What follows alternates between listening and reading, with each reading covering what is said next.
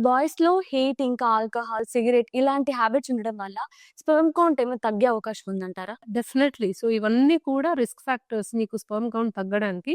Heat ఎక్కువుండడం అంటే tight under garments వేసుకోవడం, laptop ఒళ్ళో పెట్టుకోవడం, మొబైల్ ఫోన్స్ పాన్ పాకెట్‌లో పెట్టుకోవడం, ఇవన్నీ కూడా సోర్సెస్ ఆఫ్ హీట్. అండ్ చాలామంది పేషెంట్స్ మేము చూస్తాము కుక్స్ అయ్యి ఉంటారు. వాళ్ళు ఎప్పుడూ పొయ్యి దగ్గర నించొని పని చేస్తూ ఉంటారు. కొంతమంది డ్రైవర్స్ ఉంటారు. అంటే ఇంజిన్‌కి చాలా దగ్గరగా చాలా హీట్‌కి ఎక్స్‌పోజ్ అవుతూ ఉంటారు.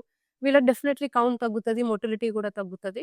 అండ్ స్మోకింగ్ కూడా చాలా చాలా హార్మ్‌ఫుల్ అండి. స్మోకింగ్ వల్ల స్పెర్మ్ మొటిలిటీ బాగా తగ్గుతుంది. ఒక 3 మంత్స్ స్మోక్ చేయడం మీరు మానేసినా కూడా ఇది రివర్ట్ అవ్వడానికి ఛాన్సెస్ ఉంది. ఆల్కహాల్ యూజువల్లీ పర్మిసిబుల్ లిమిట్స్‌లో ఓకే అంటారు. కానీ అది కూడా కంప్లీట్‌గా మానేయడమే బెటర్ అండి. బికాజ్ మీరు స్టార్ట్ చేస్తే అది పర్మిసిబుల్ లిమిట్‌లో ఆగుతది అన్న నమ్మకం లేదు కాబట్టి. So, all of these are risk factors. ఇవన్నీ మానేస్తే డెఫినెట్‌లీ మీ స్పెర్మ్ పారామీటర్స్ మీద ఇంప్రూవ్‌మెంట్ అయితే చూస్తాం.